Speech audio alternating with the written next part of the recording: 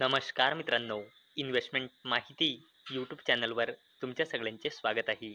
तर मित्रांनो, आजच्या व्हिडिओमध्ये आपण अशी अपडेट बघणार आहोत, ज्याचा इम्पॅक्ट आपल्याला उद्या मार्केट ओपन झाल्यानंतर पाहायला मिळू शकतो. तर चला व्हिडिओ स्टार्ट करूया. तर सगळ्यात पहिले बोलूया टिटागड रेल सिस्टम्स लिमिटेडबद्दल. तर मित्रांनो, Titagarh rail bags order worth rupees 91.12 कोटी from Banaras locomotive works for वॅग 9 HC लोकोमोटिव्ह शेल असेंब्लीज. तर चला अपडेटला डिटेलमध्ये समजून घेऊया. तर मित्रांनो, टिटागड रेल सिस्टम्स लिमिटेड या कंपनीला बनारस लोकोमोटिव्ह वर्क्स कडून ऑर्डर मिळाला आहे आणि या ऑर्डरची व्हॅल्यू आहे 91.12 कोटी रुपये. चला आता बोलूया इंटर आर्क बिल्डिंग सोल्युशन्स लिमिटेडबद्दल. तर मित्रांनो, inter arc building bags order worth rupees 90 कोटी for steel building systems from रंगता माइन्स. तर चला अपडेटला डिटेलमध्ये समजून घेऊया.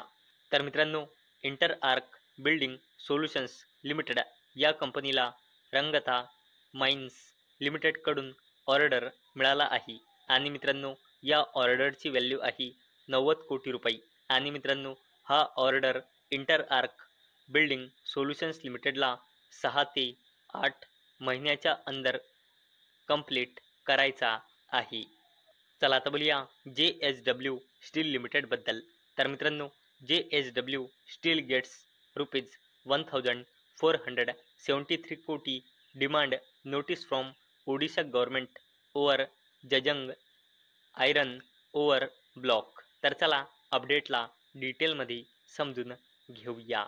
तर मित्रांनो, JSW स्टील लिमिटेड या कंपनीला क्योंझर डिस्ट्रिक्टमध्ये जजंग आयरन ओवर ब्लॉकशी रिलेटेड गव्हर्नमेंट ऑफ ओडिशा कडून 1472.69 कोटी रुपयांचा डिमांड नोटीस इश्यू झाला आहे. चला आता बोलूया कोल इंडिया लिमिटेडबद्दल. तर मित्रांनो, Coal India sign MOU with Madhya Pradesh government to explore critical minerals. तर चला अपडेटला डिटेलमध्ये समजून घेऊया. तर मित्रांनो, गव्हर्नमेंट कंपनी कोल इंडिया लिमिटेडनी क्रिटिकल मिनरल्स सेक्टरमध्ये इंडियाची प्रेझेन्स मजबूत करण्यासाठी गव्हर्नमेंट ऑफ मध्य प्रदेश सोबत पार्टनरशिप केली आहे. चला आता बोलूया डिफेन्स कंपनी मॅझगॉन-डॉक शिपबिल्डर्स लिमिटेडबद्दल. तर मित्रांनो, Mazagon Dock shipbuilders to begin price negotiation for rupees 70,000 कोटी सबमरीन ऑर्डर. तर चला या अपडेटला डिटेलमध्ये समजून घेऊया. तर मित्रांनो, प्रोजेक्ट 75 इंडिया अंतर्गत जर्मन सहकार्याने भारतात बांधल्या जाणाऱ्या 6 सबमरीन खरेदी करण्यासाठी 70,000 कोटी रुपयांच्या डीलसाठी निगोशिएशन्स सुरू करण्यासाठी सेंटरने डिफेन्स मिनिस्ट्री आणि मॅझगॉन-डॉक शिपबिल्डर्स लिमिटेडला मंजुरी दिली आहे. आणि मित्रांनो, डिफेन्स ऑफिशियल्सने ANIला सांगितले आहे की प्रोजेक्टसाठी नेगोशिएशन्सचे प्रोसेस या मंथच्या एंड होईपर्यंत स्टार्ट होऊन जाईल अशी अपेक्षा आहे. चला आता बोलूया अशा कंपनीबद्दल जी कंपनी इंडियामधली सर्वात मोठी बँक आहे. आणि मित्रांनो, एवढंच नाही तर या बँकचे निफ्टी 50मध्ये सगळ्यात जास्त वेटेज आहे आणि त्या कंपनीचे नाव आहे HDFC बँक लिमिटेड. तर मित्रांनो, HDFC बँक लिमिटेडनी 1:1च्या रेशोमध्ये बोनस शेअर अनाऊन्स केला आहे. म्हणजे एका शेअरवर एक बोनस शेअर मिळेल. म्हणजे एका शेअरचे 2 शेअर होऊन जाईल. म्हणजे मित्रांनो, जेवढे पण शेअर होल्डरजवळ असेल ते डबल होऊन जाईल.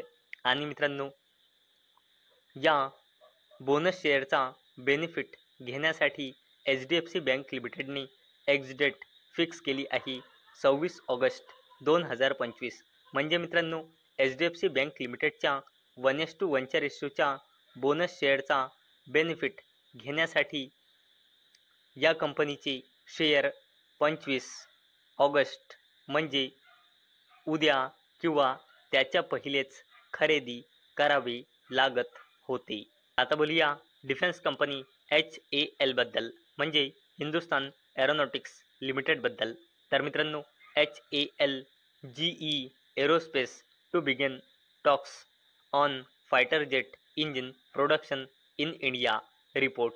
तर मित्रांनो रिपोर्टच्या थ्रू अशी अपडेट येत आहे की HAL म्हणजे हिंदुस्तान एरोनॉटिक्स लिमिटेड आणि GE एरोस्पेसमध्ये बोलचाल सुरू झाली आहे.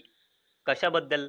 इंडियामध्ये फायटर जेट इंजिन प्रोडक्शन करण्यासंबंधित.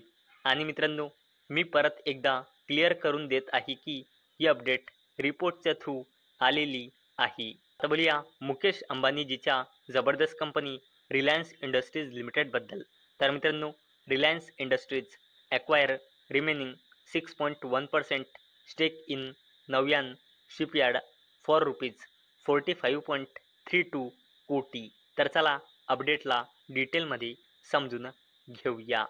तर मित्रांनो इंडियाची मोस्ट व्हॅल्युएबल कंपनी आणि मुकेश अंबानीजीची कंपनी रिलायन्स इंडस्ट्रीज लिमिटेड या कंपनीची step down wholly own subsidiary company Navyan tradings private लिमिटेडने वेलस्पून कॉर्प लिमिटेड कडून नव्यान शिपयार्ड प्रायव्हेट लिमिटेडमध्ये रिमेनिंग 6.1% हिस्सेदारी ॲक्वायर म्हणजे खरेदी केली आहे.